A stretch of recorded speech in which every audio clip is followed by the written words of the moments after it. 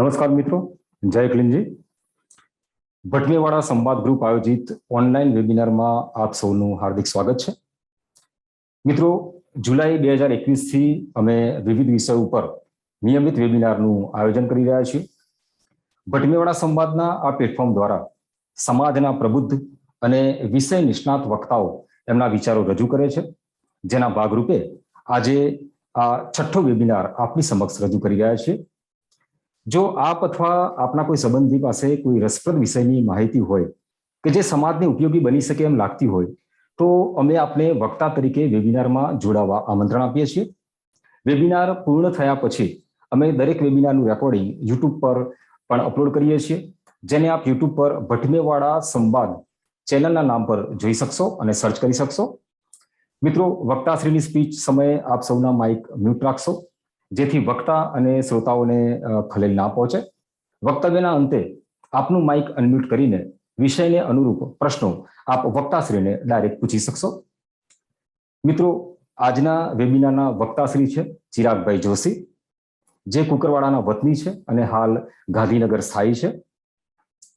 વર્ષ 2006 થી ચિરાગભાઈ અને એમના પત્ની કરિશ્માબેન જોશી ગાંધીનગર ખાતે નેવિગેટર્સ એજ્યુકેશનના નામે સંસ્થા ચલાવી રહ્યા છે, જેમાં તેઓ IELTS અને PTEનું કોચિંગ તથા વિઝા કન્સલ્ટિંગની સર્વિસ આપી રહ્યા છે। ચિરાગભાઈનો વિઝા કન્સલ્ટન્ટ તરીકે 15 વર્ષનો અનુભવ છે અને તેઓ બ્રિટન, કેનેડા તથા Australia high commission trend visa consultant છે। તેમના પત્ની કરિશ્માબેન જોશી IELTS, PTE અને TOEFLના ઇન્ટરનેશનલી સર્ટિફાઈડ ટ્રેનર છે અને 17 વર્ષનો એમનો પણ અનુભવ ધરાવે છે। એમની સંસ્થામાં ચિરાગભાઈ વિઝા કન્સલ્ટિંગનું અને તેમના ધર્મપત્ની IELTS અને PTEની ટ્રેનિંગનું કાર્ય કરી રહ્યા છે। એમની સંસ્થામાં અત્યાર સુધી 10,000 થી વધુ વિદ્યાર્થીઓ સ્ટુડન્ટ વિઝા અને IELTS અને PTE બાબતે તૈયાર થઈ હાલ વિદેશમાં સફળતાપૂર્વક સ્થાયી થયેલા છે। ચિરાગભાઈ સમાજની વિવિધ સંસ્થાઓ સાથે પણ સક્રિય રીતે જોડાયેલા છે।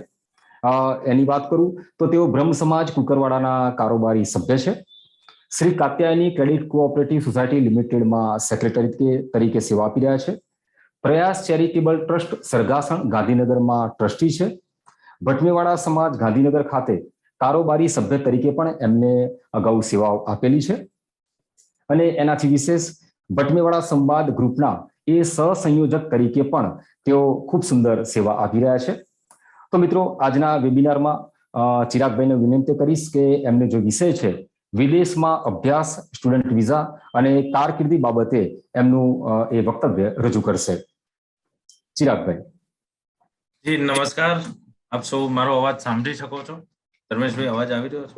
Clear, continue please. ઓકે જી, તો આજે જે મારો વિષય છે કારકિર્દી માર્ગદર્શનનો જે છે, જેમાં આપણે વિદેશ અભ્યાસ તથા સ્ટુડન્ટ વિઝા કેવી રીતે લેવા એના વિશે થોડી ચર્ચા કરીશું।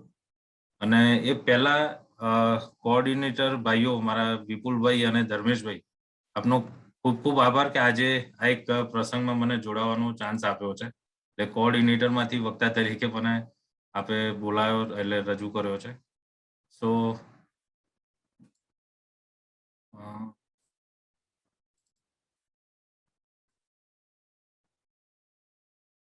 આપ મારી સ્ક્રીન જોઈ શકો છો આપ સૌ? ધર્મેશભાઈ? હાજી, દેખાય છે, ક્લિયર દેખાય છે ચિરાગભાઈ। જી,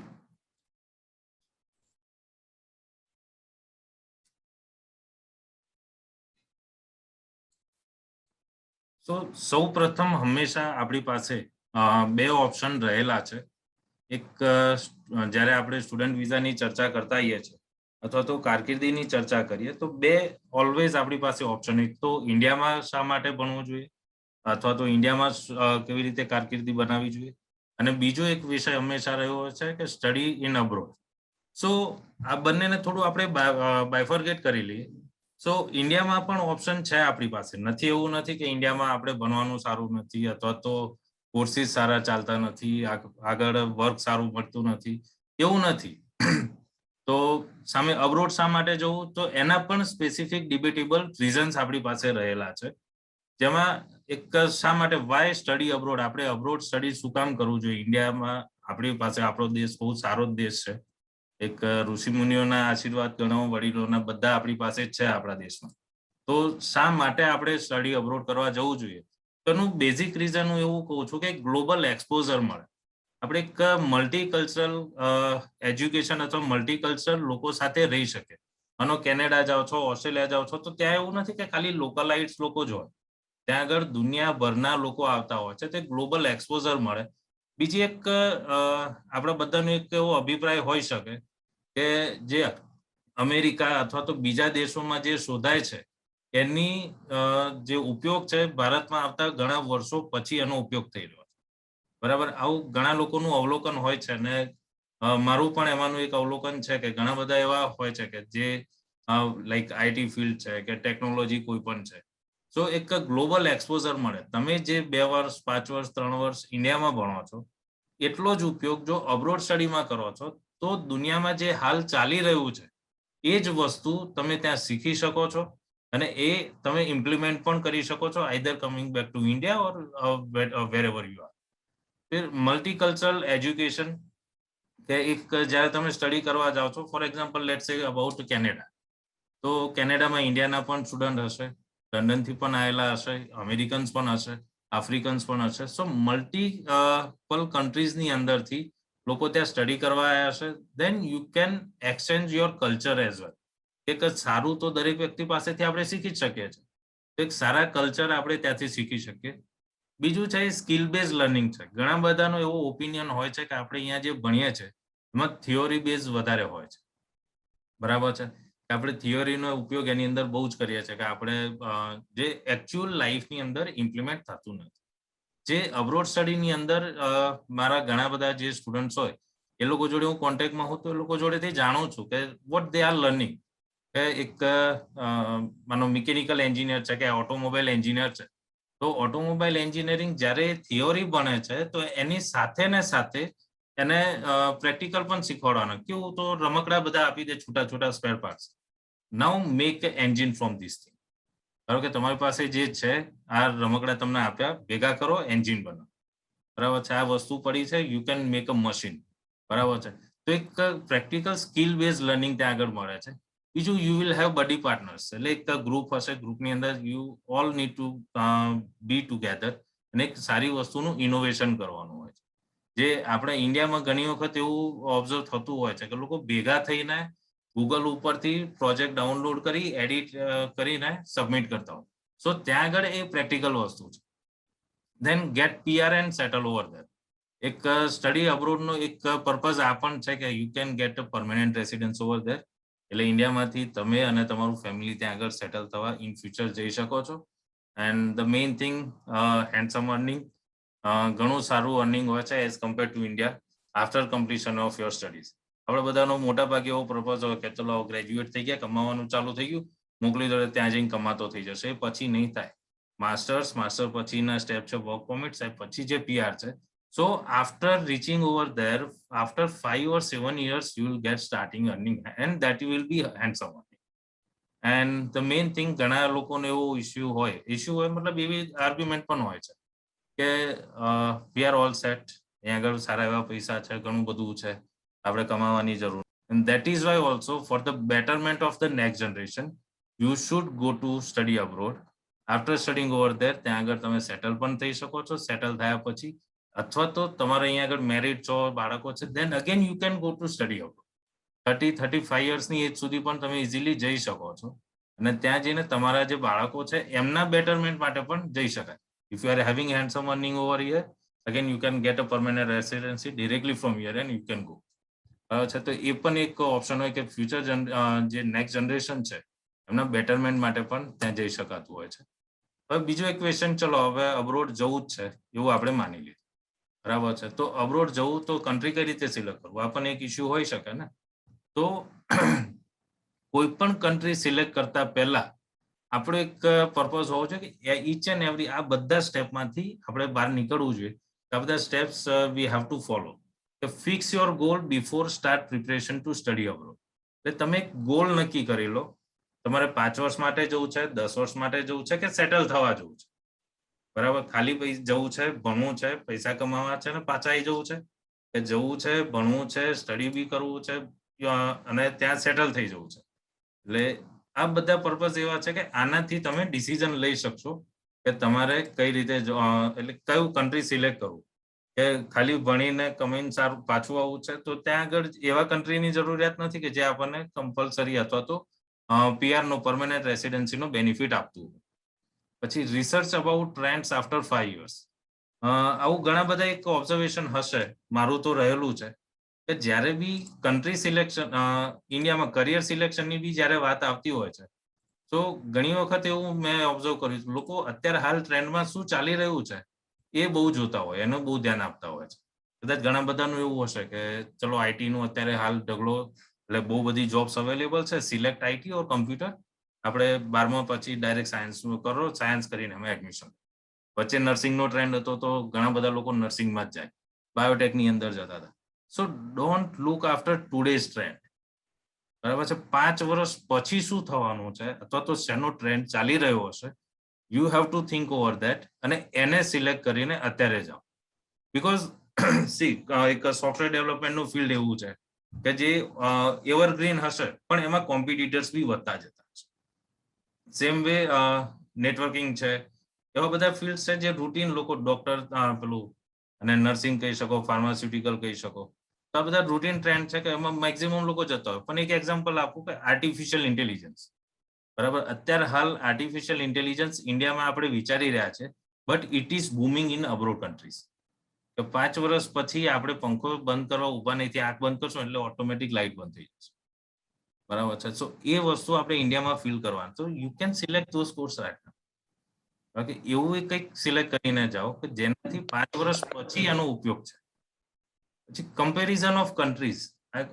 અમુક કન્ટ્રીઝ જે તમે સિલેક્ટ કરતા હો, યુ કેન હેવ ઇન્ટરનેટ, તમે એનો યુઝ સારો રીતે કરી શકો. બરાબર કે કન્ટ્રીઝની કમ્પેરિઝન કરો કે આ કન્ટ્રીમાં જઈ શકાય, એના બેનિફિટ્સ જો, એના રૂલ્સ રેગ્યુલેશન જો, આ બધું આપણે જાતે સિલેક્ટ કરી શકીએ છીએ. બરાબર ને. કમ્પેરિઝન કરીને એક પર્ટિક્યુલર ડિસિઝન ઉપર આવો. નહીં કે એક કન્સલ્ટન્ટ જોડે ગયા, એને કીધું કે આ કન્ટ્રીમાં જતા રહો એટલે જતા રહેવાનું. Don't think over that. બરાબર, ભલે હું પણ છું તો always we are the businessman.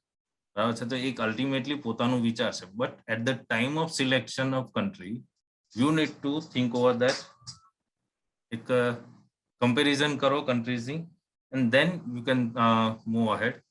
Economy and financial base is also. તમારે પોતાની ઇકોનોમિકલ કન્ડિશન કેવી છે, ફાઇનાન્શિયલી આપણું ફેમિલી અથવા તો આપણે કેટલા સ્ટ્રોંગ છીએ એ જોઈને પણ આપણે કન્ટ્રીનું સિલેક્શન કરવાનું.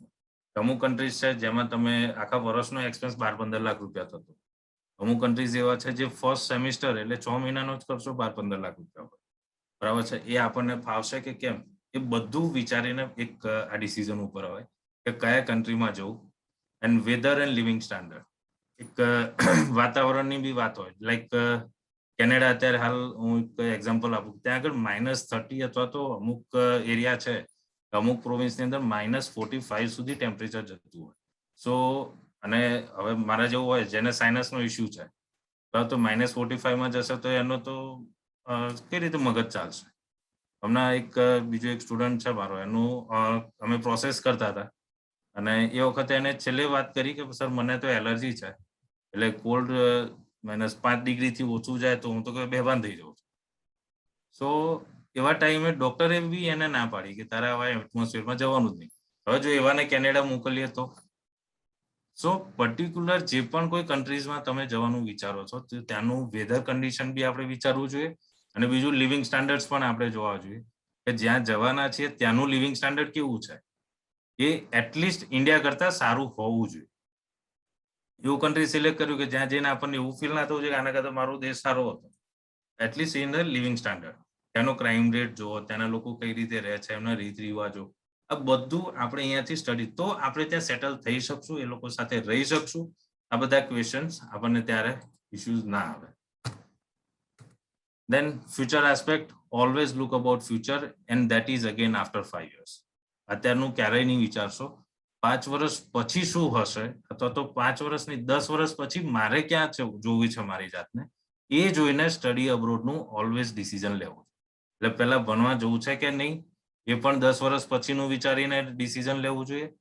અને શું ભણવા જવું છે, કયા કન્ટ્રીમાં ભણવા જવું છે, આ બધા જ ડિસિઝન તમે 10 વર્ષ પછીનું જ વિચારીને આજે લેવાના. કોર્સ સિલેક્શન તમે 5 વર્ષ પછીનું વિચારીને લો કે એ વખતે માર્કેટમાં શું ટ્રેન્ડ ચાલતો હશે. ઓકે, નેક્સ્ટ એક just a second. એક પ્રોસેસ ફ્લો ચાર્ટ છે કે સ્ટડી અબ્રોડની જનરલ પ્રોસિજર કે કોઈ પણ કન્ટ્રીમાં આપણે જવું છે તેની રૂટીન પ્રોસિજર શું હોઈ શકે, સ્ટેપ બાય સ્ટેપ પ્રોસેસ શું હશે. સો ફર્સ્ટ પ્રોસેસ છે, you need to go for preparing and scoring IELTS, PT or TOEFL or any English eligibility proficiency test. So what is this? તો એક તમે જ્યારે ફોરેન કન્ટ્રીઝની અંદર ભણવા જાઓ છો, તો ફર્સ્ટ થિંગ છે કે આપણે નોન ઇંગ્લિશ સ્પીકિંગ કન્ટ્રીઝની અંદર રહીએ છીએ. સો આપણા કેસમાં શું થશે કે આપણને ઇંગ્લિશ એટલું થ્રુઆઉટ આવડે છે કે નથી આવડતું એ આપણે નક્કી નથી કરતા. We need to have first certificate કે આપણને એ કોમન યુરોપિયન લેવલનું ઇંગ્લિશ આવડે છે, બરાબર છે. અને એ લેવલ જે અપ્રૂવ ટેસ્ટ કહેવાય તો એ IELTS, PT અને TOEFL આ 3 ટેસ્ટ છે કે જેનાથી આપણું સર્ટિફિકેટ જે હોય એનાથી જે તે એમ્બેસી અથવા તો જે તે કોલેજીસ કે યુનિવર્સિટીઝ છે એ લોકો આપણને અપ્રુવલ આપે કે આપણને એટલા લેવલનું ઇંગ્લિશ આવડે છે. આ સિવાય ડ્યુઓલિંગો, સેલ્પીપ આ બધા ટેસ્ટ છે, પણ they are not accepted by all the countries or all the universities. Then select dream country to study. જે આપણે પહેલા ચર્ચા થઈ એ પ્રમાણે કે તમે એકવાર બધાનું એસેસમેન્ટ કરો, કમ્પેરિઝન કરો. એક કમ્પેરિઝન કર્યા પછી તમારું ડ્રીમ કન્ટ્રી કયું છે you can select. Have 5-6 options with you. એટલે 5-6 ઓપ્શન્સ રાખો, એને ડેલી એક એક કરીને એને ચેક કરો. અને ચેક કર્યા પછી એક કન્ટ્રી ઉપર આવો કે ભાઈ મારે હવે કેનેડા જવું છે, હવે USA જવું છે, and then go for the selection of the course. બરાબર છે. એક કોર્સ કયો લેવો છે એનું પણ આપણે પહેલા ચર્ચા કરી કે કયો કોર્સ લેવો જોઈએ એ પણ આપણે એનું પણ રિસર્ચ કરીશું. અને પછી સિલેક્ટ ધ ઇન્સ્ટિટ્યુશન્સ. ધારો કે એનું ઇન્સ્ટિટ્યૂટ આપણે કયું સિલેક્ટ કરવું જોઈએ. તો એક પ્રોવિન્સ વાઇઝ બી બેનિફિટ હોય. લાઈક કેનેડા છે તો એમાં મલ્ટિપલ પ્રોવિન્સીસ છે કે જે પ્રોવિન્સની અંદર આપણને PR કે વર્ક પરમિટ જલ્દી મળે. સેમ વે ઓસ્ટ્રેલિયામાં પણ એવું છે. સો કોર્સ અને ઇન્સ્ટિટ્યૂટ સિલેક્ટ કરતી વખતે પણ બધું ધ્યાન રાખીને આપણે સિલેક્ટ કોર્સ કરીશું. દેન ચેક એન્ટ્રી રિક્વાયરમેન્ટ્સ કે જે તે કન્ટ્રી, હવે તમે લેટ્સ સે કેનેડા સિલેક્ટ કર્યું તો એની એન્ટ્રી રિક્વાયરમેન્ટ શું છે. કે એન્ટ્રી રિક્વાયરમેન્ટ મતલબ વિઝા લેવા માટેની પ્રોસિજર, એડમિશન લેવાની પ્રોસિજર, સો એ કરવાનું. પછી apply for the selected course. એ તમને જે કોર્સ અને જે ઇન્સ્ટિટ્યુશન્સ ગમ્યા એ સિલેક્ટ કરો અને એમાં એપ્લિકેશન કરો. હવે એક જ કોલેજમાં એડમિશન કરવાથી એવું માનવાનું કારણ નથી કે મને 100% એડમિશન મળી જશે. નસીબ એવું સારું હોય તમે 10 કોલેજમાં એડમિશન કરો તો 10-10માં ઓફર આવી જાય. અને કદાચ એવું બી હોય કે તમે 5માં કર્યું, 5માંથી 1 પણ ના આવ્યો, બરાબર છે. So apply for at least 5 to 6 institutions.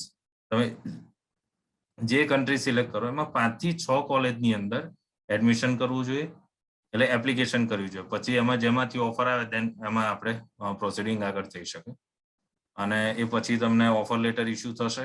Now pay your tuition fees. જે ઓફર લેટર્સ આવતા હોય છે, ઓફર લેટર્સની અંદર ફીસ લખેલી હોય છે કે મિનિમમ ફીસ કેટલી ભરવી પડશે for the visa application accept, બરાબર. સો એટલી ફીસ ભરી લેવો. પછી receive confirmation of enrolment. Fees ભર્યા પછી એક ફીસ રિસીપ્ટ મળે અને કન્ફર્મેશન ઓફ એનરોલમેન્ટ મળે. Now your enrollment is confirmed. Now you can apply for visa. અને પછી આપણે વિઝા માટે એપ્લાય કરવાનું હોય. થોડો એનું જે ડેડલાઇન હશે એટલા ટાઈમમાં વિઝા આવી જશે. એર ટિકિટ બુક કરો, ફોરેક્સ લો, ઇન્સ્યોરન્સ લો અને ઈચ્છા થાય ત્યાં એટલે જે કન્ટ્રી આપણે સિલેક્ટ કરી હોય ત્યાં તમે ફ્લાય કરી શકો.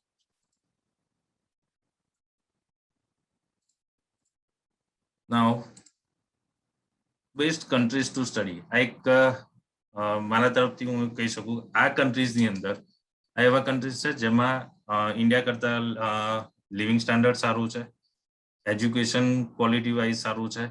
સો એ બધું જોઈને આપણે જે સિલેક્શન કરતા હોય તેમાં Canada, UK, Australia, USA, New Zealand and Europe આ બધા જે કન્ટ્રીઝ છે ત્યાં જવું સારું છે. અને એમાં યુરોપમાં પણ અમુક 22-23 કન્ટ્રીઝ છે. Don't go four everyone. એમાં પણ 4-5 કન્ટ્રીઝ છે લાઈક સ્પેન છે, યુ કેન સિલેક્ટ, જર્મની છે, ફ્રાન્સ છે, પોર્ટુગલ છે, આવા 5-6 કન્ટ્રીઝ છે જેમાં આપણે ટ્રાય કરવો જોઈએ. Don't think for each and every country of Europe. બરાબર છે, કારણ કે ત્યાંનું લિવિંગ સ્ટાન્ડર્ડ છે અને ત્યાંના જે રહેવાનો રીત રિવાજો, સો આપણા લોકો ત્યાં સેટલ થઈ શકતા નથી બધા. બરાબર છે, તો 4-5 કન્ટ્રીઝ એવા છે યુરોપની અંદર જ્યાં જઈ શકાય. Otherwise Canada, UK, Australia, UK, New Zealand, those are always fine. Now હવે એક નાની ડિટેલ હું તમને 2-3 કન્ટ્રીઝની અંદર આપી દઈશ. કેનેડા, યુકે, ઓસ્ટ્રેલિયા, 3ની હાઇલાઇટ્સ હું આપું છું, પછી એને આપણે થોડું કમ્પેર પણ કરી લેશું. સો સ્ટડી ઇન કેનેડામાં શું કામ સ્ટડી કરવું જોઈએ અથવા તો એની પ્રોસિજર શું છે? સો એમાં મેજર 3 ઇન્ટેક હોય છે. જેમ આપણે અહીંયા આગળ ઇન્ડિયામાં નોર્મલી હોય કે જૂનમાં કોલેજીસ ચાલુ થતી, જૂનથી સપ્ટેમ્બરની અંદર કોલેજીસ ચાલુ થતી હોય અથવા તો સ્કૂલ ચાલુ થતી હોય, એ રીતે કેનેડાની અંદર જાન્યુઆરી, મે અને સપ્ટેમ્બર 3 ઇન્ટેક છે. એમાં સપ્ટેમ્બર છે એ મેજર ઇન્ટેક છે. કેનેડાની દરેક ઇન્સ્ટિટ્યૂટની અંદર જેટલા કોર્સીસ અવેલેબલ હશે એ બધા સપ્ટેમ્બરમાં સ્ટાર્ટ થતા હશે. અને જાન્યુઆરી અને મે ઇરેગ્યુલર ઇન્ટેક છે, એટલે એમાં અમુક કોર્સીસ અવેલેબલ હોય, અમુક કોર્સીસ અવેલેબલ નહીં હોય. અને કોર્સીસ એની અંદર diploma, advance diploma, post graduate diploma, bachelors, masters, doctorate, આ બધા જ કોર્સીસ અવેલેબલ છે. ફિલ્ડ્સ એની અંદર ગણો તો આપણે જેટલા વિચારીએ છીએ એ બધા જ ફિલ્ડ તો હશે. પ્લસ એક એક્ઝામ્પલ હું તમને આપું, આપણે અહીંયા આગળ આઈટી હોય છે, તો આઈટીની અંદર HTML એટલે વેબ ડિઝાઇનિંગનો એક સબ્જેક્ટ હોય, નેટવર્કિંગનો એક સબ્જેક્ટ હોય, આર્ટિફિશિયલ ઇન્ટેલિજન્સ અત્યારે એક સબ્જેક્ટ છે, સોફ્ટવેર ડેવલપમેન્ટ એક નવો કોર્સ છે અહીંયા આગળ, એની અંદર ડિજિટલ માર્કેટિંગ એક સબ્જેક્ટ હોય. તો જેટલા સબ્જેક્ટ આપણે અહીંયા આગળ સ્ટડી કરીએ છીએ એ બધાના 2 વર્ષથી લઈને 4 વર્ષના ડિગ્રી કોર્સીસ ત્યાં આગળ ચાલે છે. બરાબર. સો એ જે કોર્સીસ છે એની વેલ્યુ શું હશે? નાઉ યુ કેન અન્ડરસ્ટેન્ડ ધીસ. ધારો કે એક ડિપ્લોમા તમે એક સબ્જેક્ટ ભણો છો જેના અહીંયા આગળ 100 માર્ક છે, 100 માંથી તમારે 35 માર્ક લાવવાના છે. અને બીજો એક કોર્સ છે કે આખો કોર્સ જ એનો છે. બરાબર. હોસ્પિટલ મેનેજમેન્ટ, અહીંયા આગળ પેલા હેલ્થકેરના અમુક કોર્સીસ છે, એની અંદર એક સબ્જેક્ટ છે ને એની બુક લગભગ 150 થી 200 પાનાની છે, મેં ક્યાંક જોયેલી છે. બરાબર. તો એનો 2 વર્ષનો entirely post graduate diploma course ચાલે, હોસ્પિટલ મેનેજમેન્ટ. બરાબર. એમાં સ્ટડી કર્યા પછી એપોલોની અંદર મેનેજરમાં કામ કરી શકે. એટલે આ એક એક્ઝામ્પલ છે Apollo, but there are so many hospitals. So ડોક્ટરના સાહેબ થવા માટેનો કોર્સ છે. સો એ રીતના કોર્સીસ ત્યાં આગળ છે જે ડિપ્લોમાથી લઈને ડોક્ટરેટ સુધીના અલગ અલગ છે. Eligibility as per the course selection, તમે ડિપ્લોમા, એડવાન્સ ડિપ્લોમા કે બેચલર્સ કોર્સ સિલેક્ટ કરો છો તો એની એલિજિબિલિટી 10+2 હશે. પીજી ડિપ્લોમા, ગ્રેજ્યુએટ સર્ટિફિકેટ, આવા ટાઇટલ છે ત્યાં. સો એના માટે તમારે બેચલર્સ કરવું પડશે, માસ્ટર્સ માટે બેચલર્સ અને ડોક્ટરેટ માટે માસ્ટર્સ કમ્પલસરી હોવું જોઈએ. Financial requirement as per visa process, that is SDS and non SDS. કેનેડાની અંદર સ્ટુડન્ટ વિઝાની 2 પ્રોસેસ ચાલુ છે, એક student direct stream and non student direct stream. So SDS and non SDS. હવે આનો ડિફરન્સ સમજાવવા માટે 1 કલાક જોઈએ, so I am not going in depth. પણ એના જે વિઝા પ્રોસેસ છે એના માટે જે ડોક્યુમેન્ટેશન જોઈએ that we need to find out. Then study in UK.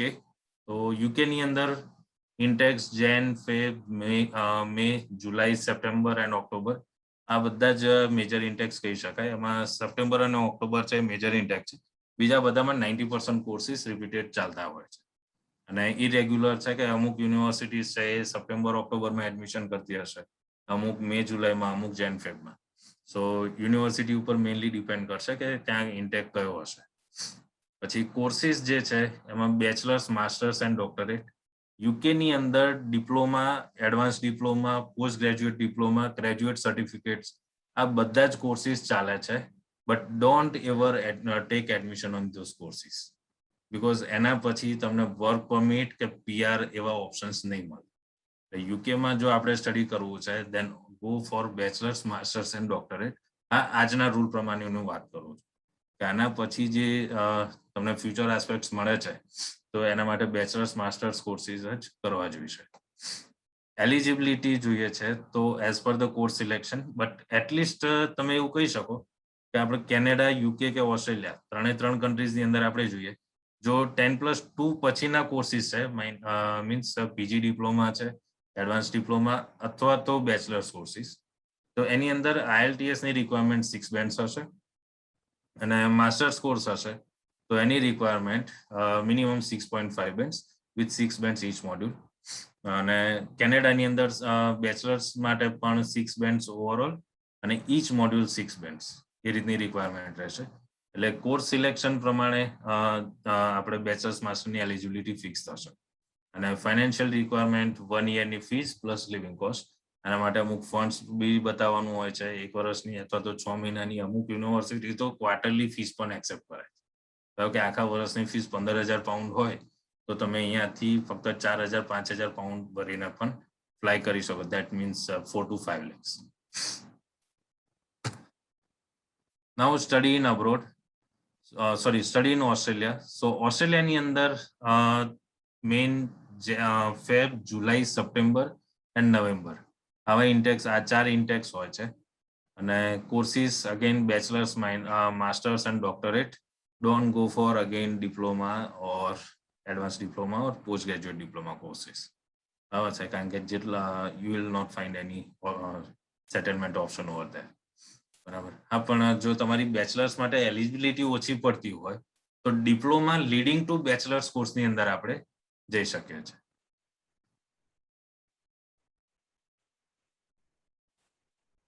And eligibility માટે એઝ પર કોર્સ સિલેક્શન આપણું એલિજિબિલિટી હોય છે.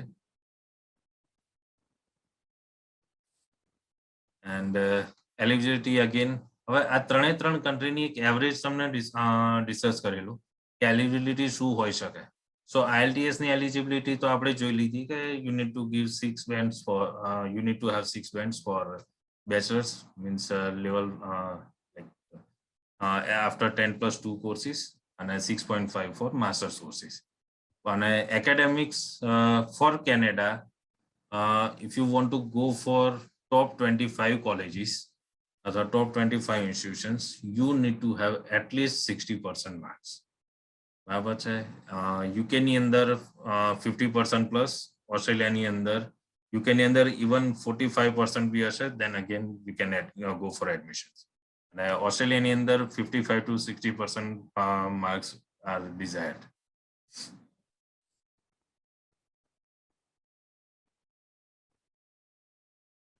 Yes, Raval, I am going to give you all the answers.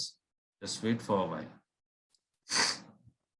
Now, financial requirements, 1 year fees plus living cost. 1 વર્ષની fees હોય છે અને living cost એની જે હોય છે. સો આ જે પાર્ટ છે it is very depth. So એના માટે અત્યારે હાલ આપણે ડિસ્કસ નથી કરતા. અને then we just move to our comparison.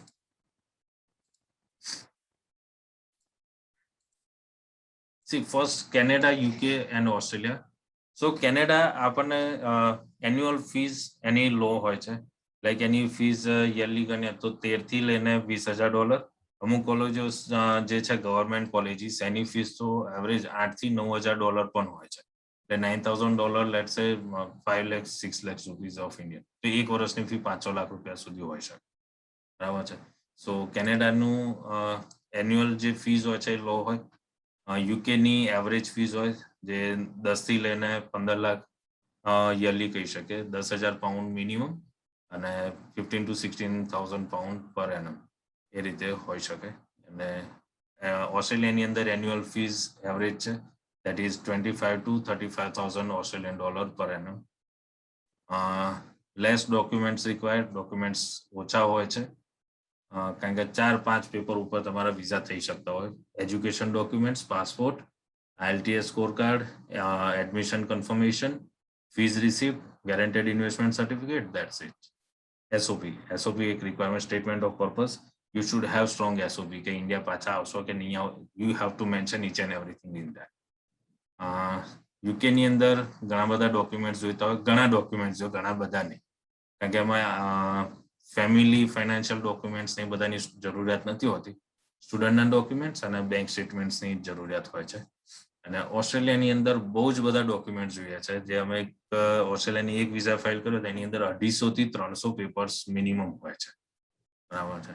અને કેનેડાના 15 પેજ માંડ થતા હોય. પછી માર્કશીટ કેટલી છે એના ઉપર ડિપેન્ડ.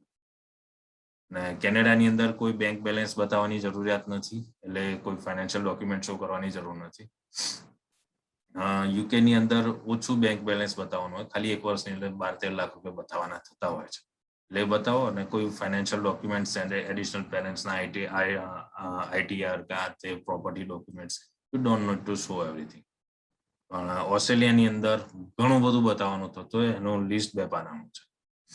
અને કેનેડાની અંદર dependent can fly after 6 months, સાથે પણ જઈ શકાય છે, પણ એક એડવાઇઝેબલ એવું હોય છે, એટલા માટે મેં અહીંયા આગળ નોટ કરેલું છે કે સ્ટુડન્ટ હોય તો સ્ટુડન્ટના જે ડિપેન્ડન્ટ હોય એટલે એમના વાઈફ પણ હોઈ શકે અથવા હસબન્ડ પણ હોઈ શકે, અને બાળકો છે તો એ પણ સાથે જઈ શકે છે. પણ એટલે પ્રિફરેબલ એવું હોય છે કે સાથે નહીં જવું જોઈએ, 4-6 મહિના પછી એ જઈ શકશે. અને યુકેની અંદર એ જે પ્રમાણેનો કોર્સ સિલેક્ટ કરશે એ પ્રમાણે છે કે બેચલર્સ હશે કે માસ્ટર્સ હશે તો એ પ્રમાણે સાથે જઈ શકશે અથવા તો નહીં જઈ શકે. અને ઓસ્ટ્રેલિયાની અંદર કોઈ પણ કોર્સ હશે એ સાથે જઈ શકશે. અને કોઈ પણ કેસમાં જ્યારે ડિપેન્ડન્ટ ત્યાં જાય છે તો વર્ક કરી શકે છે, એક્સેપ્ટ યુકે કે યુકેની અંદર બેચલર્સ ડિગ્રીની અંદર સ્ટુડન્ટ હશે તો એના સ્પાઉસ ત્યાં જશે તો એ વર્ક નહીં કરી શકે. હવે અહીંયા આગળ એવો ક્વેશ્ચન થાય કે બેચલર્સ કોર્સમાં ભણવા જાય તો 18 વર્ષનો જ છોકરો હશે, તો એની વાઈફ હશે અથવા તો 18 વર્ષની છોકરી હશે તો એનો હસબન્ડ થોડો જઈ શકશે. પણ એક તમને કહું કે એક કેસ અહીંયા ડિસ્કસ કરું તમારી જોડે, આઈ ડોન્ટ નો કરી શકાય કે નહીં. એક 27 વર્ષનો છોકરો હતો, એને એટલે છોકરો તો ન જ કહી શકાય, પણ એને અમે કાર્પેન્ટ્રીના કોર્સની અંદર ભણવા મોકલ્યો હતો, બેચલર્સ કોર્સની અંદર. અને એનું એજ્યુકેશન હતું 4th સ્ટાન્ડર્ડ, એટલે 4 ધોરણ સુધી ભણેલો હતો. અને ત્યાંની એક ઓસ્ટ્રેલિયામાં એક એવું એ લોકોની પ્રોસિજર છે કે જે એજ હોય એ જે સ્ટાન્ડર્ડમાં આવી શકે એ સ્ટાન્ડર્ડમાં એ એડમિશન લઈ શકે, એવી એક પ્રોસિજર છે. ને એક યુનિવર્સિટીઓ સાથે મારે એકવાર વાત થયેલી, તો એ વખતે એ કાર્પેન્ટર હતો, એ મળવા આવ્યો અને ઓનેસ્ટલી 25-50 લાખ રૂપિયા અહીંયા આપવા હતો. હું 50 લાખ રૂપિયામાં મને 2 નંબરમાં મોકલી દો, જે અહીંયાથી ઘણા બધા જાય છે. તો એ વખતે એને કીધું તું IELTS આપી શકીશ? તો હું 12 મહિનાની અંદર આપી દઈશ. તો IELTS અપાઈ, એનું લાઈવ અમે પ્રોજેક્ટ જે એણે અહીંયા આગળ ફર્નિચર ક્યાંક બનાવ્યા હશે એ ફર્નિચરના ફોટા મોકલ્યા હતા. એના બિહાફમાં એ લોકોએ કીધું કે અમે લાઈવ અને ચેક કરીએ. તો એ લોકોએ કંઈક એને પ્રોજેક્ટ બનાવવાનું કીધું, ફર્નિચરનું કંઈક બનાવવાનું કીધું. તો કેમેરો સામે રાખીને 3 કલાકમાં એણે એ વસ્તુ બનાવી અને હી ફ્લાઇટ એને એડમિશન મળ્યું. એના બેઝ ઉપર આપણે વિઝા એપ્લિકેશનની અંદર વિડીયો અમે મૂક્યો હતો, એની ગોટ ધ વિઝા. સો આવું પણ સાથે હોઈ શકે કે ડિપેન્ડન્ટ એટલે 27 વર્ષે એને વાઈફ બી હતી, બરાબર છે, તો એ બધા સાથે એ રીતે જઈ શક્યા. પછી કેનેડાની અંદર સ્ટડી પ્લસ PSW એટલે તમારો જેટલો કોર્સ હશે એટલા ટાઈમનો પોસ્ટ સ્ટડી વર્ક મળશે. PSW means post study work, કે સ્ટડી પછી તમે એટલો ટાઈમ ભણી શકશો. માનો 1 વર્ષનો કોર્સ છે તો 1 વર્ષ, 2 વર્ષનો કોર્સ છે તો 2 વર્ષ, 3 વર્ષનો કોર્સ છે તો 3 વર્ષ, અને 24 મંથ્સ પૂરા થયેલા હોય એ અપ ટુ 3 years એટલે મેક્સિમમ 3 years સુધીની વર્ક પરમિટ ત્યાં મળી શકાય. સેમ વે યુકે છે તો યુકેમાં પણ પોસ્ટ સ્ટડી વર્કના ઓપ્શન આપે છે, પણ એ કોર્સ લેન્થ ગમે તે હશે, મતલબ 12 મંથ્સથી લઈને 24 મંથ્સ અથવા તો 4 yearsનો પણ કોર્સ હોય તો બધામાં તમને વર્ક પરમિટ 2 વર્ષની, પોસ્ટ સ્ટડી વર્ક 2 વર્ષની જ મળશે. એટલે પોસ્ટ સ્ટડી વર્ક દરેક કન્ટ્રી ઓફર કરે છે. એના 2 રીઝન હોય છે. એક ફર્સ્ટ રીઝન એવું છે કે તમે જે ખર્ચો કર્યો છે એટલે ભણવા માટે ત્યાં આગળ તમે જે ફીસ ભરી છે એ રિકવર કરવા તમને એક ચાન્સ આપે છે. બીજો જે રીઝન છે એ એવું એક રીઝન છે કે તમે ત્યાં આગળ કામ કરીને પ્રેક્ટિકલ એક્સપિરિયન્સ પર્ટિક્યુલર કન્ટ્રીનો લઈ શકો, કે તમે જે ભણ્યા છે એનું એકચ્યુઅલ વર્ક ત્યાં આગળ એ જે તે કન્ટ્રીની અંદર કઈ રીતનું ચાલે છે એ તમે ત્યાં જોઈ શકો. અને ઓસ્ટ્રેલિયાની અંદર સ્ટડી પ્લસ PSW 2 અથવા 4 વર્ષનો કોર્સ હોય. બેચલર્સ હશે તો 4 વર્ષ, માસ્ટર્સ હશે તો 2 વર્ષ. એના પછી 2 વર્ષની વર્ક પરમિટ મળે છે. અને કેનેડાની અંદર મલ્ટિપલ PR ઓપ્શન્સ અવેલેબલ છે, એટલે પોઈન્ટ બેઝ સિસ્ટમ છે, જોબ બેઝ છે, પ્રોવિન્શિયલ PR છે. સો મલ્ટિપલ PR ઓપ્શન્સ ત્યાં અવેલેબલ છે. યુકેની અંદર વેરિયસ ઓપ્શન્સ સેટલ, ત્યાં આગળ સ્ટાર્ટઅપ કરો તો એટલે ભણ્યા પછી વર્ક પરમિટ પછી જોબ લો, પોઈન્ટ બેઝ સિસ્ટમ છે એ પ્રમાણે પણ તમે ત્યાં આગળ ઓપ્શન્સ છે. અને સાથે તમે નવું સ્ટાર્ટઅપ કરશો ત્યાં આગળ સ્ટાર્ટઅપ માટે એવું નહીં કે તમે 1 લાખ પાઉન્ડ ઇન્વેસ્ટ કરો કે 5 લાખ પાઉન્ડ ઇન્વેસ્ટ કરો. જો તમે સારી રીતે ત્યાં આગળ કોઈ સ્ટાર્ટઅપ કરશો, વેટેવર એ 10,000 પાઉન્ડનું પણ ઇન્વેસ્ટમેન્ટ હોઈ શકે છે. સો એ સ્ટાર્ટઅપ કરશો, કન્ટ્રીને એવું લાગવું જોઈએ કે સારું સ્ટાર્ટઅપ છે તો પણ PR આપશે. તમે નવું ઇનોવેશન કરશો તો પણ PR આપશે. So various options to settle over there. And in Australia, PR options available, point based system થી અને job letter થી. બે રીતે ત્યાં PR થતું હોય છે. કેનેડાની અંદર during study you will have 20 hours per week. એટલે 20 કલાક તમે અઠવાડિયાના કામ કરી શકો. UK ની અંદર 20 hours per week સ્ટુડન્ટ, અને જો સ્પાઉસ છે સાથે તો 20 ફૂલ ટાઈમ વર્ક કરી શકશે as per the government norms. અને એમાં એક કન્ડિશન એવી છે, જે મેં પહેલા કીધું, બેચલર સ્ટડી કરતા હશે તો એના સ્પાઉસ વર્ક નહીં કરી શકે. અને ઓસ્ટ્રેલિયા છે તો ઓસ્ટ્રેલિયાની અંદર 40 hours ફોર્ટનાઇટલી. હવે આ એક ટેકનિકલ વાત છે કે 20 કલાક અઠવાડિયાના તો 15 દિવસના 40 કલાક. આમાં નવું શું છે? તો નવું એ છે કે આ વીકમાં કામ નથી કર્યું તો આવતા વીકમાં ડબલ કરી શકાશે, કે બીજે ક્યાંય એવું નહીં મળે. અને સ્પાઉસ છે એ ફૂલ ટાઈમ વર્ક કરી શકશે. સો these are the main comparison. આ કમ્પેરિઝન તમે આગળ વર્કઆઉટ કરી શકો છો. Expenses, Canada 15 lakh 1 year fees plus living cost. UK only study cost 15 lakhs and Australia only study cost 15 lakhs. Now financial calculation, 1 year fees Canadian dollar 20,000 approximately, and GIC will be 10,250. હવે guaranteed investment certificate લેવાનું હોય છે, જે કેનેડાની સ્કોશિયા બેંકની અંદર જે તે સ્ટુડન્ટનું account ખુલે છે ને એની અંદર અહીંથી જતા પહેલા પૈસા ભરવાના. બરાબર છે? એટલે સો GIC 10,250, એમાં $10,000 છે મિનિમમ ઇન્વેસ્ટમેન્ટ હોવું જોઈએ. $200 એની મેમ્બરશિપ ફીસ છે, અને $50 એક્સ્ટ્રા ભરવા જોઈએ કે બેંક ચાર્જીસમાં કપાય તો $10,000 થી ઓછા ના થાય. UK 1 year fees, that is Great Britain pounds 15,000 approximately. એ મેં પહેલા પણ કહ્યું કે 9,000 થી લઈને 16,000 વેરિએશનમાં હોય છે. Living cost $9,135 pounds for the main applicant, અને સ્પાઉસ માટે 705.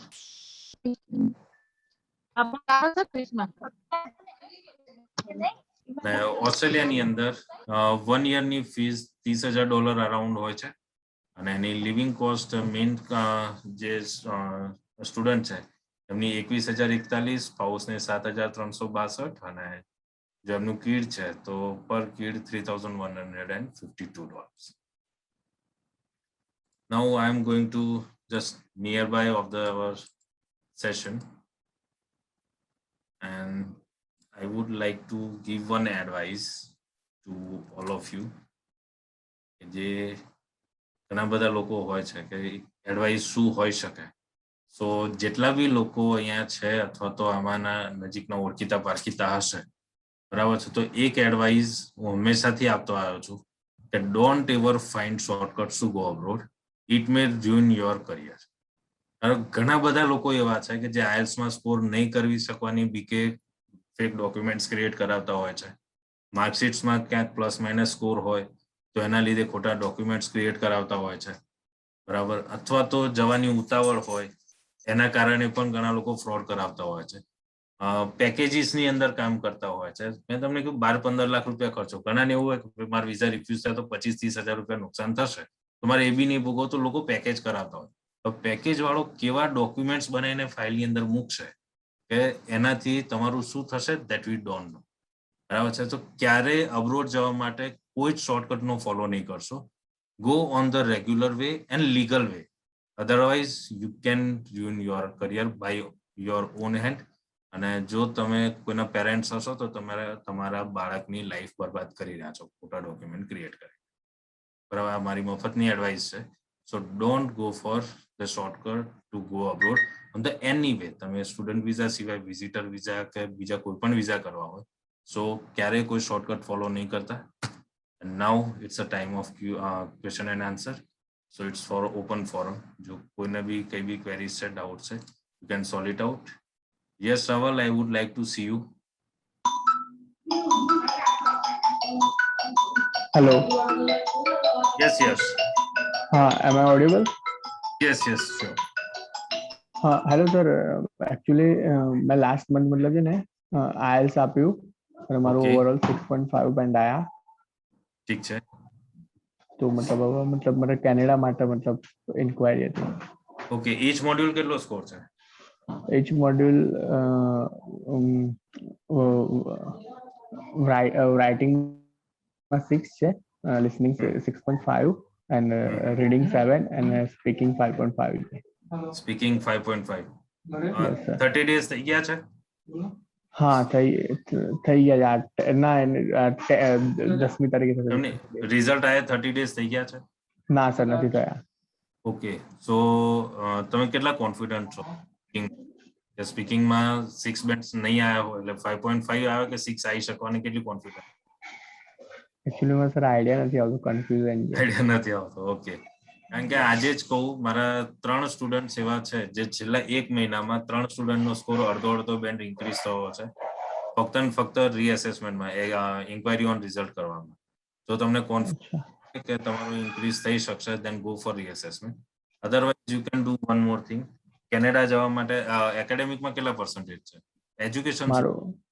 એજ્યુકેશન મારું બેકગ્રાઉન્ડ કોમર્સ છે અને મતલબ એ બધું મતલબ એમાં મતલબ કોઈ ઇશ્યુ નથી, બધું ક્લિયર છે. મતલબ 75 ઓવરઓલ છે, મતલબ લાસ્ટ યર અને મતલબ કોઈ એટી મતલબ કોઈ પ્રોબ્લેમ નથી બધું. ઓકે, મસ્ત. તો બે પ્રોસેસ પેરેલલ કરી શકો. ફર્સ્ટ, જો તમે નોન એસડીએસ ની અંદર તો પ્રોફાઇલ લોન્ચ કરી શકો છો, એમાં એડિશનલ આપણે ફાઇનાન્શિયલ ડોક્યુમેન્ટ્સ પેરેન્ટ્સના મૂકવાના અને આઈટીઆર ને એ બધું મૂકવાનું થતું હોય છે, બરાબર. જો એ ડોક્યુમેન્ટ્સ નથી મૂકવાના બચતું છે, then go four IELTS again. એકવાર આઈએલટીએસ 6 બેન્ડ્સ ઈચ મોડ્યુલ લઈ લો, એ પછી તમે એપ્લાય કરી શકો. પણ 6.5 છે તો અત્યારે તમે એડમિશન માટે એપ્લાય કરી શકશો. So go for admission. May intake માટે એડમિશન બુક કરી લો અને મીનવાઇલ તમે એકાદ મહિનાની અંદર ફરીથી આઈએલટીએસ આપીને સ્કોર ગેઇન કરી લો. અને એમાં ઝંઝટમાં નથી પડવું તો પેરેન્ટ્સ ડોક્યુમેન્ટ શો કરી દેવાનું. બંને ઓપ્શન છે તમારી પાસે. મતલબ સર તમે શું સજેસ્ટ કરો? નવું મતલબ એક્ઝામ ટેક કરું મતલબ લઉં કે પછી મતલબ રીએસેસમેન્ટ કરાવું? રીએસેસમેન્ટમાં કેવું 11,000 રૂપિયાનું તમારા માથે રિસ્ક રહેશે. હા, બટ પછી શું થશે? મતલબ મે બી કદાચ ઇન્ક્રીઝ નહીં થતું, પછી નવી એક્ઝામ મતલબ નોન એસટીએસ નહીં કરવું હશે તો મતલબ પછી નવું લેવું પડશે ને? જો આનું બી એક પ્લાનિંગ તમને આપું છે ને, તમે અપ્લાય કરો છો ઈઓઆર માટે, બરાબર છે. નવેમ્બર ની કેમ બીજી ડેટ બુક કરી રાખો, બ્લોક કરી રાખો, એની ફીસ પે ના કરશો, બરાબર. જો આ 11,000માં તમારું રિઝલ્ટ સુધરી જાય છે તો ફીસ નહીં ભરવાની. અને તમને 5% બી એવો ડાઉટ હોય કે રિઝલ્ટ સુધરશે નહીં, સો ડેટ જ બુક કરી દો, 30 ઓક્ટોબરે એક્ઝામ આપી દો, સ્કોર આવી જશે. અચ્છા, બરાબર.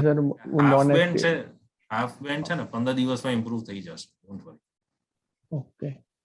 અને સર હું તમને શું કહું છું, ઇફ અગર હું મતલબ આ બધું મતલબ કઈ કરું જ નહીં મતલબ તો પછી મતલબ શું પ્રોસીજર થાય? તો નોન એસડીએસ માં પ્રોસેસ હશે. એડમિશન તો સેમ કોલેજમાં જ થવાનું છે. તો માનો તમારે સસ્કાચવાન પોલિટેકનિકમાં જવું છે તો એમાં જ જશો. કોનેસ્ટોગર જવું છે કોનેસ્ટોગર, નોર્ધન જવું છે નોર્ધન. તમારે જે અંદર એડમિશન જોઈએ છે એ કોલેજની અંદર એડમિશન મળી જશે.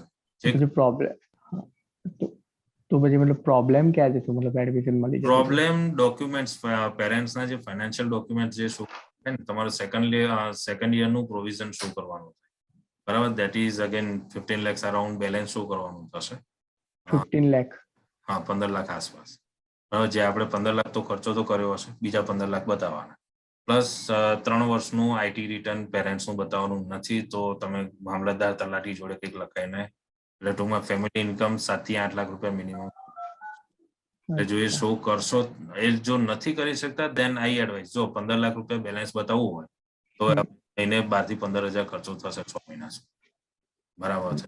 સો એના કરતા બેટર છે કે ગો ફોર આઈએલટીએસ. 14 થઈ જશે અને તમને કોલેજ એડમિશન સિક્યોર, બધું સિક્યોર થઈ જશે.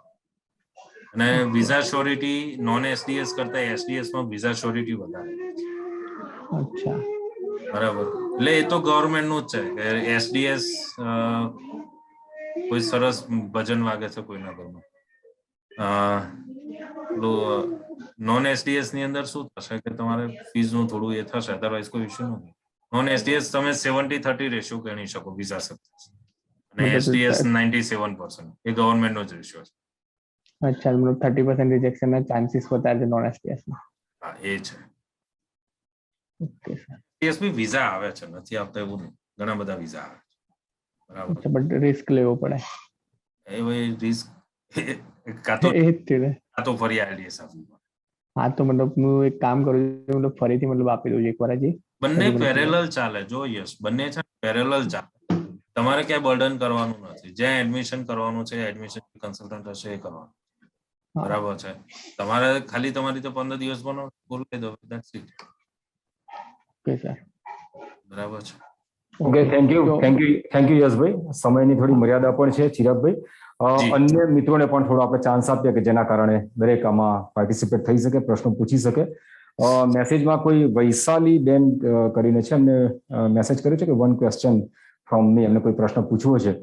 વૈશાલી બેન, આપનું માઇક્રોફોન તમારી જાતે તમે અનમ્યુટ કરી તે પ્રશ્ન પૂછી શકો છો ચિરાગભાઈ, please. Sure. So thanks a lot, Dharmesh Joshi, for arranging this all the webinar, and lots of thanks, Chirag Joshi, sir, for providing all the information.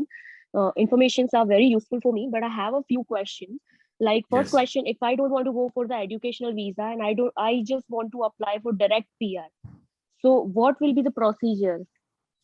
So for that, you need to have good education degree. That will be minimum bachelor's or master's.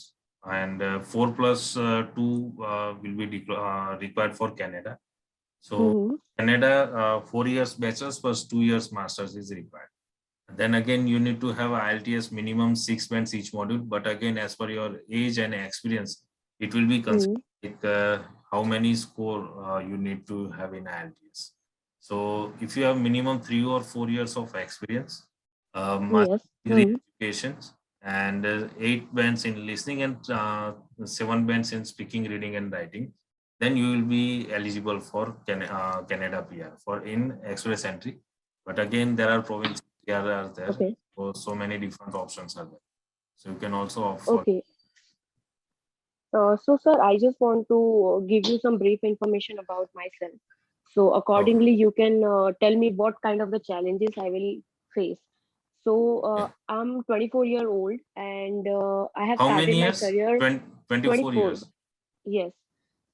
So my first and drop the idea for PR at the moment. You have experience of still have experience of 1 or 2 years more. After completion of 20 years age, you can apply for PR. Because see, but I have some 4 year 8 month of experience. I'm having 4 year and 8 months. Let me tell you how. So after 10th, I have joined diploma computer engineer. So I have done from the government polytechnic.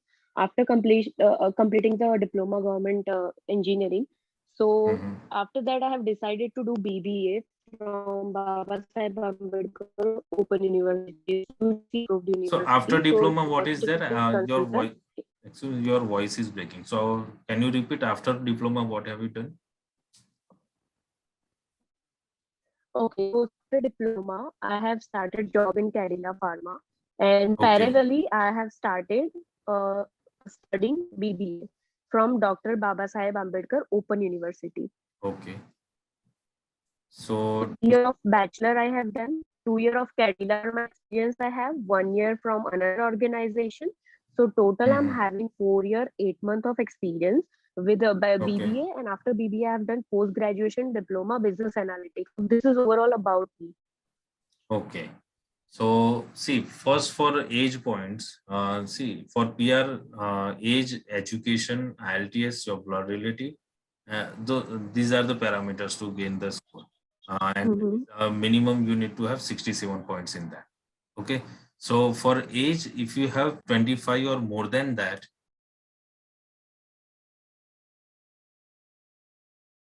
at the age of 24, you will be lacking some points. You will not complete total 67 points. So that is why also I am telling you, if you can wait for a year to proceed further for PR. All right, sure, sir. Okay. Or it's better. See, બીજું બી એવું issue હોય છે કે ઘણીવાર PR નું wet કરવો ને એના કરતા એકવાર અહીંથી 1 વર્ષનો કોર્સ લઈને જતા રહો. You are having good. બરાબર, તમારો એક અહીંયાથી પ્રોફાઇલ સારી છે, 1 વર્ષની ત્યાં પહોંચી જશો. 1 વર્ષ તો Okay. મિનિમમ કહું છું, 6 મહિનાની અંદર પહોંચી જશો. બરાબર. તો Okay.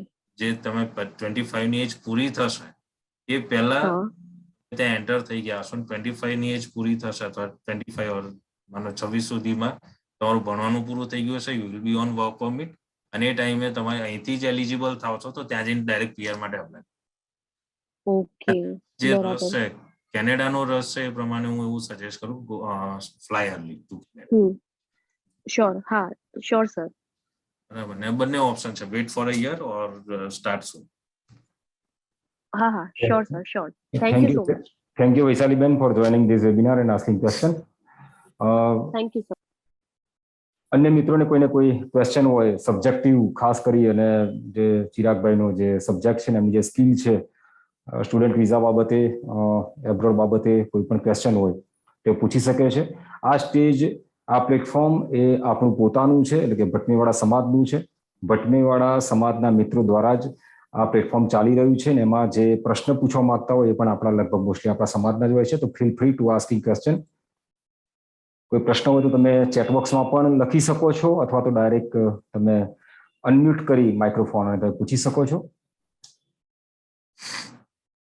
એ સિવાય અન્ય એક માહિતી પણ આપી દઈશ કે જે મિત્રો આ પ્રકારના વેબિનાર નો લાભ લેવા માંગે છે તો મેસેજ બોક્સમાં એક 2 લિંક મૂકી છે. આમાં એક લિંક જે છે એ આપણા વોટ્સએપ ગ્રુપની છે અને બીજી લિંક છે અમારી યુટ્યુબ ચેનલની.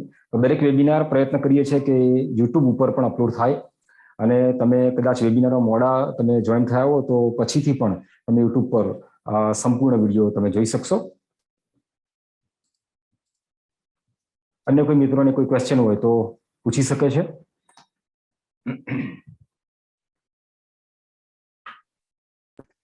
સર, એક ક્વેશ્ચન ખાલી પૂછવાનો રહી ગયો છે મારે, તો હું પૂછી શકું? Yes yes. Please go head, પણ બ્રીફિંગમાં જરા સમયને માન આપીને બ્રીફિંગમાં please. Okay. Sure sir, sure.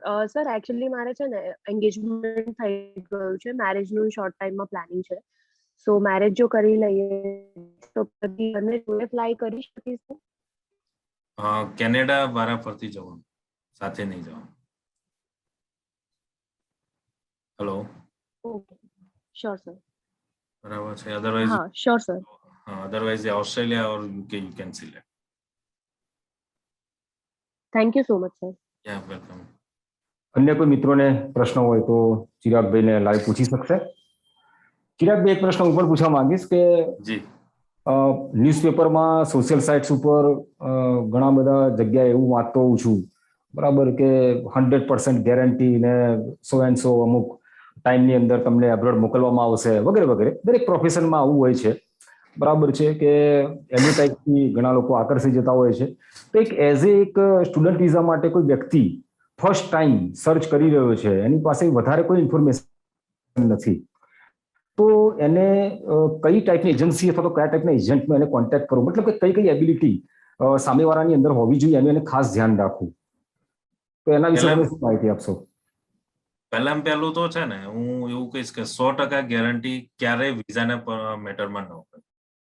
બરાબર છે. એ એટલા માટે ન હોય કે કોઈ પણ કન્સલ્ટન્ટ જાતે વિઝા છાપી નથી આપતો, ભલે પછી હું જ કેમ નથી. બરાબર છે. કોઈ પણ કન્સલ્ટન્ટ એવો નથી જે જાતે વિઝા છાપીને આપતો હોય.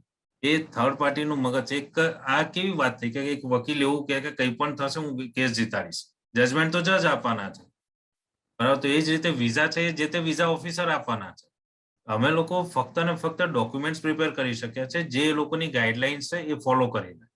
એટલે પહેલું ક્યારે એમાં લોભાઈ નહીં જવું કે 100% વિઝા એટલે મને મળી જ જશે.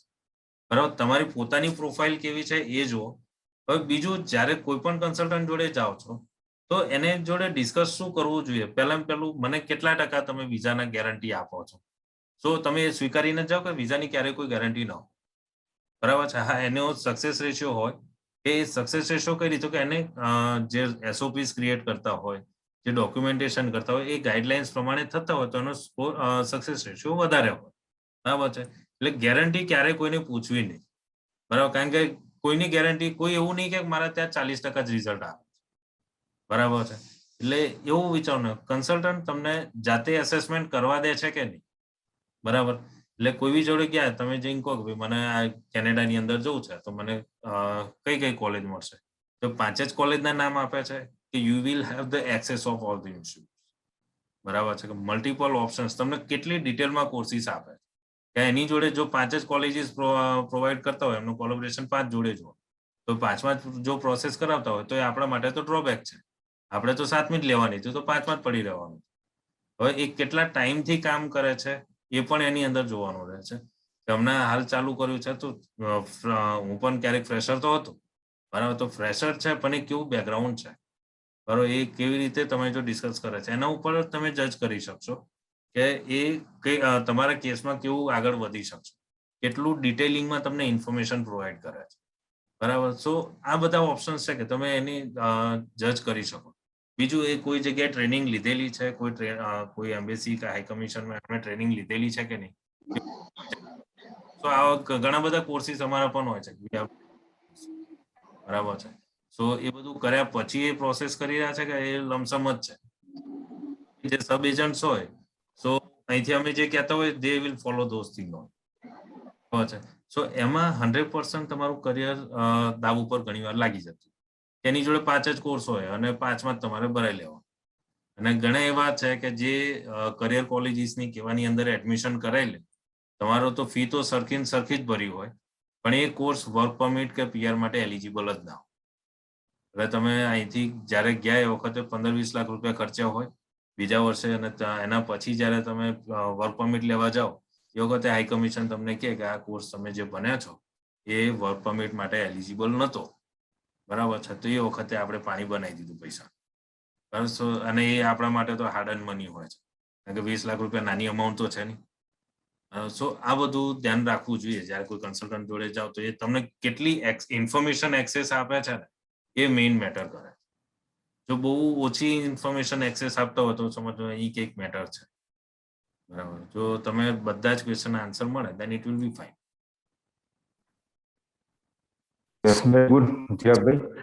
જે મિત્રો શરૂઆતથી જોઈન થયા છે, ઘણા બધા નામ છે, છતાં જે અમુક જે નામ છે લિસ્ટમાં મને પ્રાયોરિટીમાં દેખાય છે તે બોલી દઉં.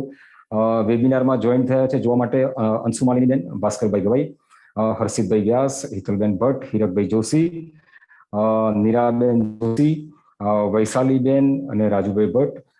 અન્ય પણ નામો છે.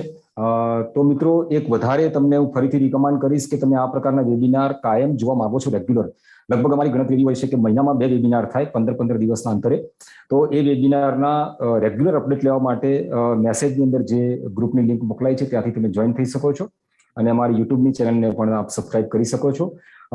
થોડી ક્ષણો ફરીથી રાહ જોઈશ. જો કોઈ મિત્રને કોઈ પ્રશ્ન બાકી હોય પૂછવાનો તો આપણું જ પ્લેટફોર્મ છે આપણા સમાજનું, તો પ્લીઝ તમે આપ પૂછી શકો છો. હું ભાસ્કર બોલું છું. જી નમસ્કાર સર. નમસ્કાર. હું અત્યારે હ્યુસ્ટન થી બોલી રહ્યો છું. જી સર. અને યુનિવર્સિટી એજ્યુકેશન્સનો મને ઘણો એવો અનુભવ છે. હવે અહીં આવવાની પ્રોસેસીસ જે છે એ બહુ સારી રીતે સમજાવી, પણ મને લાગે છે કે વિદ્યાર્થીઓને જે જરૂર છે એ પ્રોડક્ટ ઇન્ટ્રોડક્શનની જરૂર છે. દાખલા તરીકે હું આપને કહું, આ માહિતી છે, પ્રશ્ન નથી, પણ હું આપ કે ઇકોનોમિક્સ યુએસએ ની અંદર આજે આખું બિહેવિયરલ ઇકોનોમિક્સ ચાલી રહ્યું છે. જી સર. હવે મોનિટરી ઇકોનોમિક્સ કરીને માણસ અહીં આવે અથવા તો એને ત્યાં ખબર જ નથી કે આવું બિહેવિયરલ ઇકોનોમિક્સ જેવો શબ્દ હોય. હું ગુજરાત ઇકોનોમિક એસોસિએશન સાથે અત્યારે એ બાબતમાં પ્રયત્ન કરી રહ્યો છું કે આવો વિષય ત્યાં આવે. અને 1-2 પ્રાઇવેટ યુનિવર્સિટી છે, એલજે યુનિવર્સિટી અને બીજી યુનિવર્સિટી સાથે અહીંના યુનિવર્સિટીઓ સાથેનું જોડાણનું કામ કરી રહ્યો છું. ઓકે. એવી રીતે દાખલા તરીકે સાયકોલોજી, આપણે ત્યાં એમ કહેવાય સાયકોલોજી સમજ્યા, જ્યારે ફોરેન્સિક સાયકોલોજી બધા ઘણા બધા સબ્જેક્ટ હવે ફોરેન્સિક અને મેથમેટિકલ સાયકોલોજી છે, પ્રોબેબિલિટી ઉપર આખું. એટલે અહીંયા આવે છે એને 2 વસ્તુ આપણે ત્યાં પ્રોબ્લેમ થાય છે કે આપણે ત્યાં જનરલની બોલબાલા છે. બીકોમ એને બધું આવડવું જોઈએ, જ્યારે અહીંયા આગળ એમ કે તને કેશબુક લખતા આવડે છે, કેટલે સુધી આવડે છે, એનો જે જોબ ચાર્ટ આવે છે એ પણ એમ કે તારે 30% ટ્રાવેલ કરવું પડશે. એટલે એટલે એક મિનિટ, એટલે આપણે ત્યાં જે જનરલનો જે છે, દાખલા તરીકે બાયોટેકનોલોજી આપણે કહ્યું, બાયોટેકનોલોજી આજે બોટનીની છે, ઝુઓલોજીની છે, હેલ્થકેરની છે, ઘણા બધાની છે. હોસ્પિટલ મેનેજમેન્ટ આપણે ત્યાં ઇન્સ્ટિટ્યૂટ છે, IIM-માં હોસ્પિટલ મેનેજમેન્ટનો કોર્સ ચાલે છે, જયપુરમાં ચાલે છે.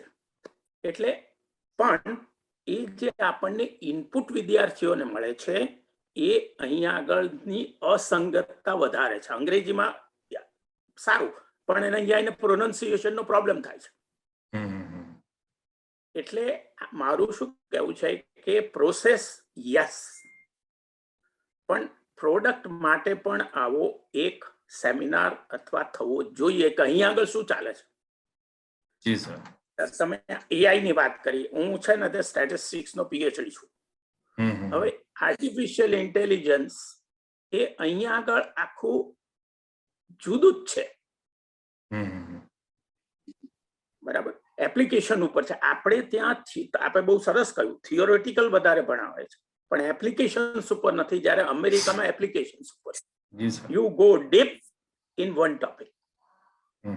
એટલે વિદ્યાર્થીઓને આ જાતનું કંઈક માર્ગદર્શન મળે એવું પણ આપના જેવાથી પ્રયત્ન થવો જોઈએ. આપના જેવાથી એટલે આપ તો એક્સપર્ટ છો, પણ જે બીજા આ સેમિનાર વેબિનાર જે એંગેજ કરે છે એને માટે વિદ્યાર્થીઓને ખરેખર શું આપવા જેવું છે. પ્રોસેસ ઇઝ ઓકે, પણ પ્રોડક્ટ ક્યાં જવું? આપણે ત્યાંથી બધા એન્જિનિયર ને ડોક્ટર થવા જ આવે છે, અને IT. કોઈ ફિઝિક્સમાં નથી આવતું, કોઈ કેમેસ્ટ્રીમાં નથી આવતું. અહીંયા આગળ બેઝિક સાયન્સ ઉપર બહુ જ ભાર છે. એટલે આર્ટ્સ ને લોકો સાયન્સ ની અંદર કન્સિડર કરે છે. એક્ઝેક્ટલી. ના પણ એવું બરોડા યુનિવર્સિટીમાં છે. I have done statistics, economics and geography. એ મેં કર્યું છે, જે ગુજરાત યુનિવર્સિટીમાં નથી. એટલે આ જે અસંગતતાઓ છે, કારણ કે વિદ્યાર્થીઓ સક્સેસ થવા આવે છે, તો એમને કયા કયા ચેલેન્જીસ આવશે એ ચેલેન્જીસનો પણ આવો એક કોઈક સમજાવે એવો વેબિનાર ચિરાગભાઈની સાથે મળીને થવો જોઈએ, એવું મારું સૂચન છે અને વિનંતી છે. જી સર.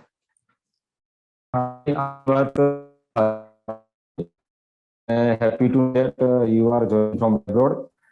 અને તમે જે વાત કરી રહ્યા છો એ એડવાન્સ એક વધારાનો જે વેબિનાર કહેવાય એની શૃંખલામાં આપણે પ્રયત્ન કરીશું. કોઈ સારા સ્પીકર મળે અને શક્ય હશે તો ચિરાગભાઈની જોડે એ સ્પીકરને પણ જોઈન કરી અને કંઈક ડિબેટ જેવું અથવા કંઈક કરીશું, જેના કારણે તમામ પ્રકારની માહિતી બધા શ્રોતાઓને મળે. પણ સમયની મર્યાદા છે, સાંભળવાની તો ઘણી ઈચ્છા થાય છે ભાસ્કરભાઈ આપના દ્વારા પણ, જે પણ કંઈ વાર્તાલાપ થાય છે ચિરાગભાઈ દ્વારા, પરંતુ સમયને પણ માન આપવું પડતું હોય છે.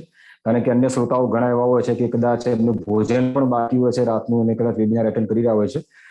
તો અંતમાં વિપુલભાઈ જોશીને વિનંતી કરીશ કે વક્તાશ્રીનો અને શ્રોતાશ્રીનો બધાનો આભાર વિધિ કરે.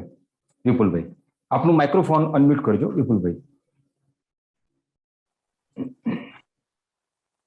સૌને નમસ્કાર. જય ક્લીનજી.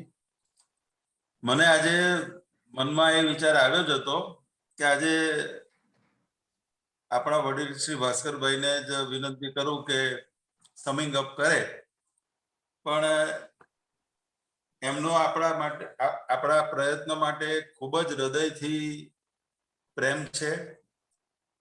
તમે જોતા હશો કે દરેક આપણા વેબિનારમાં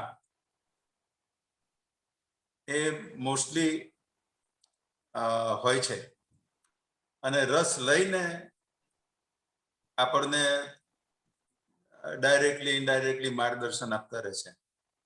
એટલે મને એવું હતું કે સમિંગ અપનું હું ભાસ્કરભાઈને વિનંતી કરું, પણ એમણે સરસ